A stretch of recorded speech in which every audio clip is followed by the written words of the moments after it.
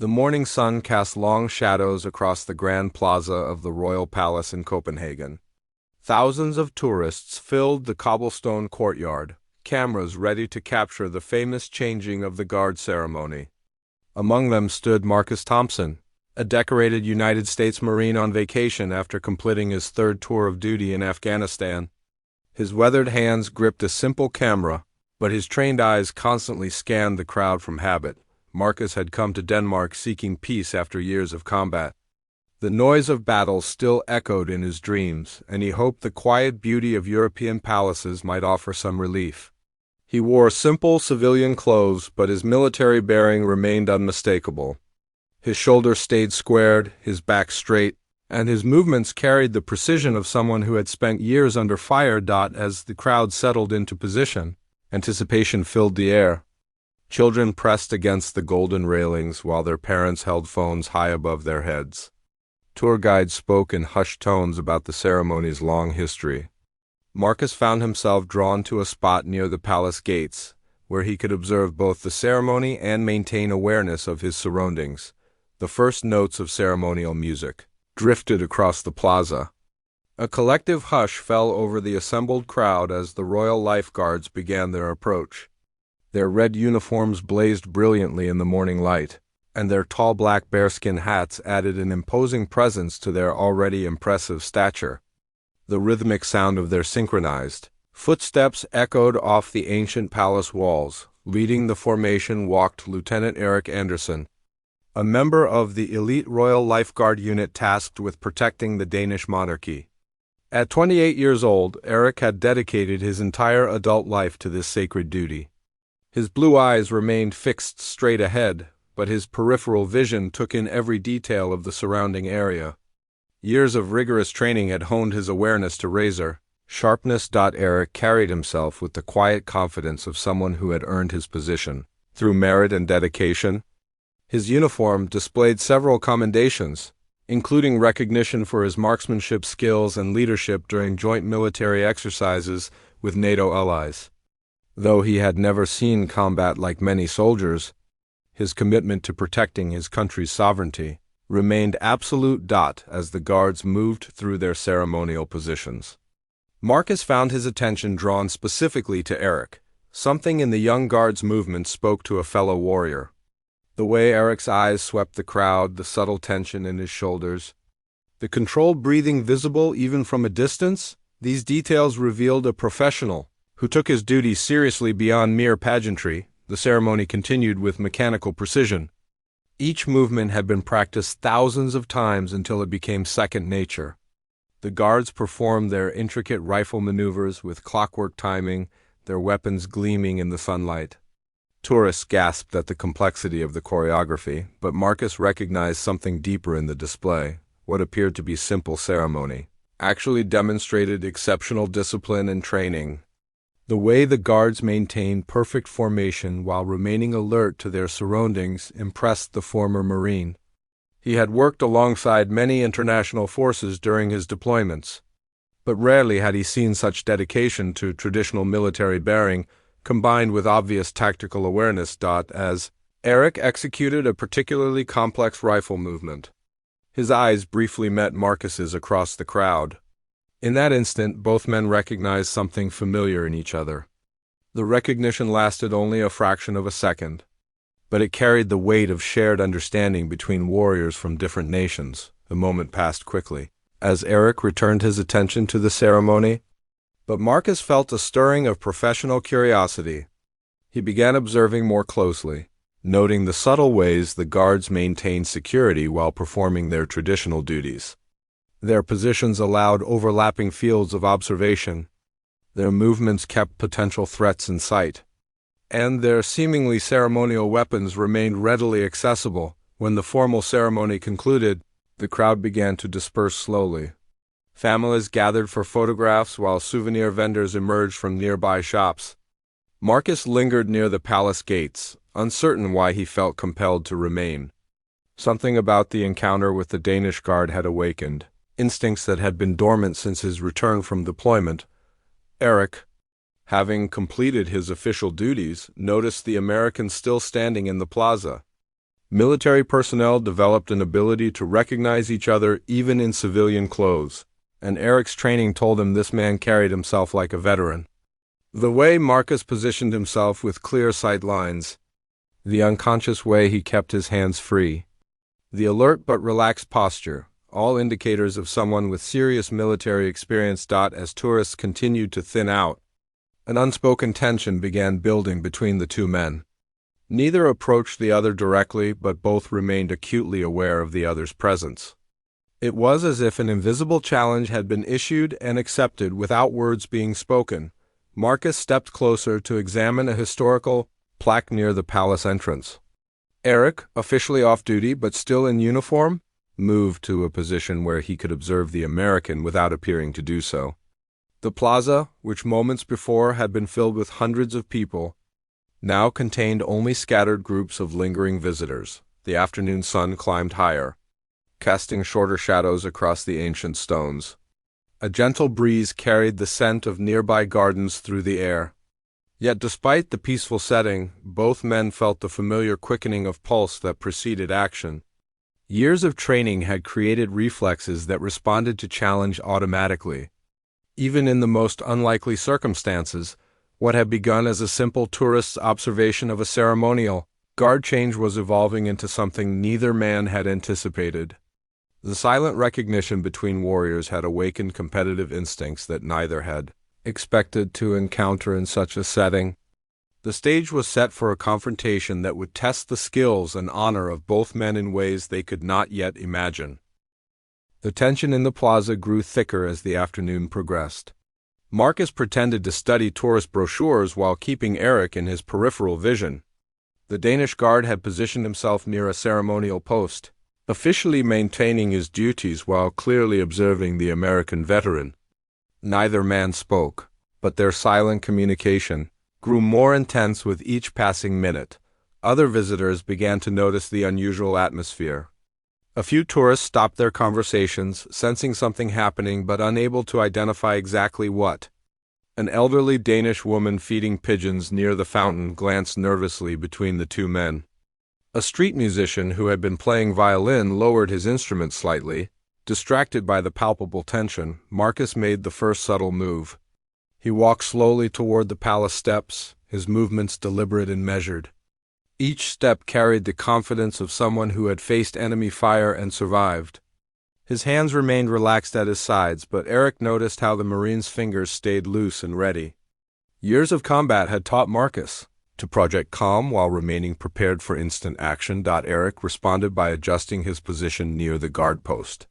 He maintained his ceremonial stance but shifted his weight slightly forward. The movement was barely perceptible to casual observers, but Marcus immediately recognized it as a readiness posture. The Danish guard's eyes never left the American.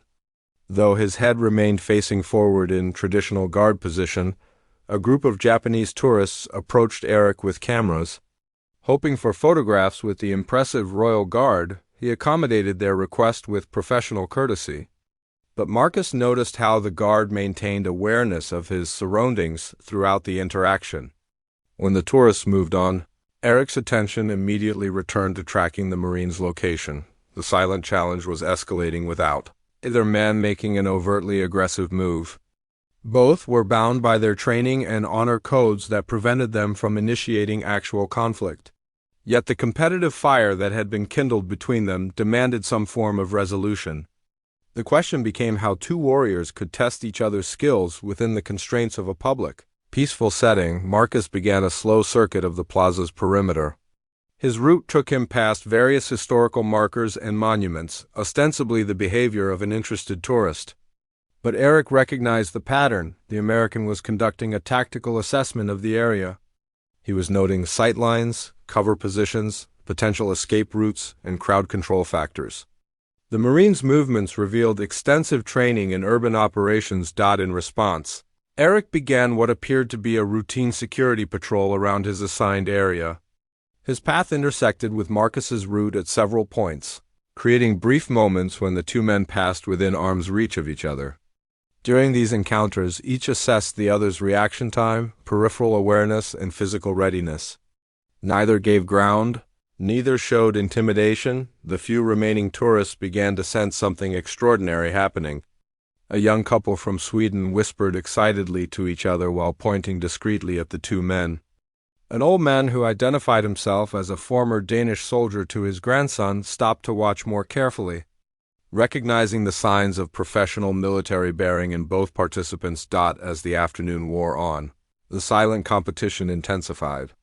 Marcus demonstrated his observation skills by anticipating Eric's patrol pattern and positioning himself at strategic points around the plaza. Eric countered by varying his routine in ways that tested the Marines' adaptability. Their movements became an intricate dance of advance and response, challenge and counter-challenge. Neither man was entirely certain what they were trying to prove, or what would constitute victory in their unusual contest. The challenge had emerged organically from their initial recognition of each other as fellow warriors. Now they were locked in a test of skills that operated according to rules they were creating moment by moment. The sun began its descent toward the western horizon, casting longer shadows across the plaza once again. The changing light created new dynamics in their silent contest, requiring both men to adjust their positioning and awareness. Marcus noted how Eric adapted seamlessly to the shifting conditions, while the Danish guard observed the Americans' ability to use environmental changes to his tactical advantage. A small crowd of onlookers had begun to gather without consciously realizing what they were witnessing. Something in the atmosphere of the plaza had changed, drawing people's attention even if they couldn't articulate exactly what was happening. Conversations grew quieter, movements became more careful, and eyes began following the two central figures more closely. Eric's commanding officer made a brief appearance at the palace entrance, scanning the area as part of his routine supervision. He paused when he noticed Eric's unusual behavior but didn't intervene immediately. The officer recognized dedication to duty when he saw it, and Eric was clearly maintaining his security responsibilities while engaged in whatever was transpiring with the foreign visitor. Marcus felt the weight of observation from multiple directions. His combat experience had taught him to operate under scrutiny, but this situation was unlike anything from his military service. He was conducting a tactical exercise with a foreign guard in front of civilian witnesses in a setting where no actual threat existed. The absurdity of the situation was matched only by his inability to disengage from the challenge. The Marine decided to escalate the test by moving closer to areas that would normally be considered sensitive from a security perspective. He approached the palace railings and began examining architectural details that would provide observation points for potential threats. His movements were careful to remain within acceptable tourist behavior, while clearly demonstrating advanced tactical thinking. Eric recognized the escalation immediately. The American was probing the defensive considerations around the palace perimeter, testing whether the royal guard would respond to behavior that might indicate surveillance for hostile purposes. It was a sophisticated challenge that required Eric to balance his security duties with recognition that no actual threat was present. The Danish guard's response was equally subtle and professional. He adjusted his position to maintain optimal observation of Marcus while signaling through body language that the American's movements were being tracked and assessed. His stance communicated readiness to respond to any genuine threat while avoiding overreaction to what was clearly an intellectual exercise between professionals. By late afternoon, their silent competition had created a zone of heightened awareness throughout the plaza. Other visitors moved more quietly, spoke in hushed tones, and unconsciously gave both men more space. The atmosphere had transformed from casual tourist activity to something approaching a performance, though neither principal participant intended to create a spectacle. As the day progressed toward evening, both Marcus and Eric realized their contest needed some form of resolution. They had successfully tested each other's professional capabilities and found worthy opponents. The question remained how to conclude their unusual encounter with honor while maintaining the dignity appropriate to their respective positions and the setting in which they found themselves. The late afternoon sun painted the plaza in golden hues as the silent confrontation reached its peak. Marcus had been circling the palace grounds for over 2 hours, and Eric had matched his every movement with professional precision. The small crowd of observers had grown to nearly 50 people, though most didn't fully understand what they were witnessing. They only knew something extraordinary was happening between the American visitor and the Danish guard. A local news reporter, Maria Christensen, had been walking through the area when she noticed the unusual gathering. Her journalist instincts immediately told her this was more than typical tourist activity. She began discreetly filming with her phone while trying to understand the dynamics of what appeared to be an elaborate game of strategy between two military professionals. Marcus decided to make his most audacious move yet. He approached the main palace entrance, walking with the confidence of someone who belonged there. His movement wasn't aggressive or threatening, but it was deliberately provocative from a security standpoint. He was testing Eric's judgment under pressure. Would the guard overreact to a perceived breach of protocol? Or would he maintain professional composure while addressing a potential security concern? Eric watched the American's approach with calculated intensity. Every instinct told him to intercept, but his training also emphasized the importance of measured response. Marcus wasn't actually threatening anything or anyone. He was simply walking toward a public building with the bearing of someone who had every right to be there. The challenge was brilliantly designed to test Eric's ability to distinguish between actual threats and psychological pressure. The crowd held its collective breath as Marcus reached the bottom of the palace steps. He paused there, hands clasped behind his back in a military parade rest position, and simply stood facing the building. His posture was respectful but confident, neither submissive nor challenging. He was forcing Eric to make a decision about how to respond to behavior that was technically acceptable but tactically significant. Eric made his choice with the same precision that had characterized his entire career. He left his post and walked directly toward Marcus, his movements measured and purposeful. The crowd murmured with excitement, sensing that the long tension was about to reach some kind of resolution. But instead of confronting the American, Eric positioned himself exactly 6 feet to Marcus's right and assumed an identical parade rest stance. The gesture was perfect in its simplicity and sophistication. Eric was demonstrating that he could match the American's confidence while maintaining his protective duties. He was neither challenging Marcus nor submitting to him, but rather establishing equality between them. The two men stood side by side facing the palace, their similar military bearing creating a powerful visual statement. For several minutes, they remained motionless in their shared position. The crowd watched in fascination as the two warriors maintained their silent communion. Maria Christensen realized she was witnessing something unprecedented and began taking photographs to accompany her video footage. Other spectators followed her lead, understanding that they were observing a historic moment. An elderly Danish veteran named Lars Pedersen pushed through the crowd to get a better view. He had served in the Danish military during the Cold War and immediately recognized what was happening. "Those two are speaking a language the rest of us don't understand," he whispered to his wife. "They're showing each other respect in the way only soldiers can." The standoff continued as the sun dropped lower in the sky. Neither man moved, neither showed any sign of fatigue or discomfort. Their shared silence had become a form of communication more eloquent than words could ever be. They had tested each other's skills, found themselves equally matched, and now demonstrated mutual recognition of that equality. Finally, Marcus broke the spell. Without warning, he executed a perfect military about-face and began walking away from the palace. His movement was crisp and decisive, the motion of someone who had achieved what he came to accomplish. The crowd started to stir, thinking the confrontation was ending.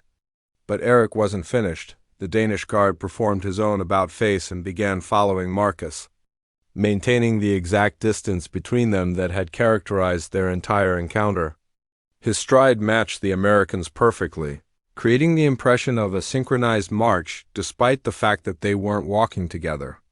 The crowd realized the performance was entering a new phase. Marcus led Eric on a final circuit of the plaza, visiting each location where they had previously positioned themselves. At each stop, he paused briefly before moving on, with Eric maintaining his parallel movements exactly. They were revisiting the stages of their contest, acknowledging the complexity and duration of their interaction. As they completed the circuit, both men found themselves back at the spot where their silent challenge had begun. The crowd had grown to over 100 people, including palace guards who had come to observe their colleagues' unusual duty performance. Even Eric's commanding officer had emerged to watch the conclusion of whatever was transpiring. Marcus stopped at the exact location where he had first noticed Eric during the morning ceremony. He turned to face the Danish guard directly for the first time since their encounter had begun. Eric stopped precisely 6 feet away and returned the direct gaze. For a long moment they studied each other openly, no longer maintaining the pretense of casual awareness. The Marine slowly raised his right hand to his forehead in a crisp, military salute. The gesture was formal, respectful, and unmistakably one warrior honoring another. Eric immediately returned the salute with equal precision, his movement reflecting years of ceremonial training, combined with genuine respect for his opponent. The crowd erupted in spontaneous applause, finally understanding that they had witnessed something remarkable. The two men had conducted an entire conversation about honor, skill, and mutual recognition without speaking a single word.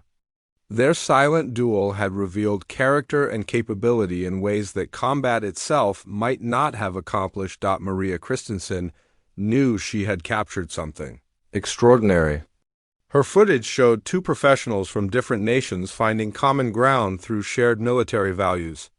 The story would eventually be broadcast worldwide, but the true meaning of the encounter could only be fully appreciated by those who understood the warrior's code that had guided both men throughout their remarkable afternoon. As the applause continued, Marcus and Eric maintained their salute for several additional seconds before dropping their hands simultaneously. The formal conclusion of their salute marked the end of their contest, but both men knew they had gained something valuable from the experience. They had tested themselves against a worthy opponent and found themselves measured and not found wanting. The applause gradually faded as the crowd began to realize their extraordinary afternoon was coming to an end. Marcus and Eric remained facing each other, both breathing slightly harder than normal despite neither having engaged in physical exertion. The mental intensity of their prolonged contest had demanded its own form of energy, and both men felt the satisfaction of a challenge well met. Eric's commanding officer approached the pair with measured steps. Captain Nielsen had served 23 years in the Danish military and had never witnessed anything like the display he had just observed. He stopped a respectful distance away and waited for the two men to acknowledge his presence. When they turned toward him, he addressed Eric first. "Lieutenant Anderson, your conduct today has been exemplary. You maintained your duties while demonstrating the finest traditions of the Royal Life Guard." He then turned to Marcus and continued in excellent English. "Sir, your respect for our traditions and your obvious military bearing honor us. You are welcome at this palace." Marcus inclined his head respectfully toward the Danish officer. "Thank you, Captain. Your guard's professionalism and skill are impressive. It has been an honor to observe the Royal Life Guard in action." His words were simple, but they carried the weight of genuine professional admiration. The crowd began to disperse slowly, many people lingering to discuss what they had witnessed. Several tourists approached both men seeking photographs, which they graciously allowed. Children pointed excitedly while their parents tried to explain what had happened. Though few adults fully understood it themselves, Maria Christensen approached Marcus with her press credentials visible. "Excuse me, sir, I'm a reporter with Danish Broadcasting. Could I ask you a few questions about what just occurred here?" Marcus considered her request carefully before agreeing to a brief interview. "I'm a United States Marine on vacation," he explained to her camera. "I came to see the ceremony and was impressed by the professionalism I observed. Sometimes military people recognize something in each other that leads to mutual respect. That's what happened here today." When Maria turned to Eric, he was equally thoughtful in his response. The gentleman demonstrated excellent military bearing and tactical awareness. "As a Royal Guard, I am trained to observe such things." We simply acknowledged each other's professional capabilities in our own way. Neither man elaborated on the specifics of their silent contest, leaving the fuller story for others to interpret. The mystique of what had transpired would only grow as the footage spread through social media and news outlets in the coming days. As the evening approached, Marcus prepared to leave the plaza. He had accomplished far more than he had expected when he set out that morning as a simple tourist. The encounter with Eric had awakened something in him that had been dormant since returning from deployment. He felt reconnected to the warrior identity that had defined so much of his adult life. Eric, meanwhile, faced the end of his duty shift with mixed feelings. The afternoon had been the most challenging and rewarding of his career as a Royal Guard. He had been tested by a fellow professional, and had proven equal to the challenge. The experience would become a defining moment in his military service. Before departing, Marcus approached Eric one final time. The two men stood facing each other in the same spot where they had concluded their salute. For the first time all day, Marcus spoke directly to the Danish guard. "Eric Anderson, Royal Lifeguard," Eric introduced himself formally, extending his hand.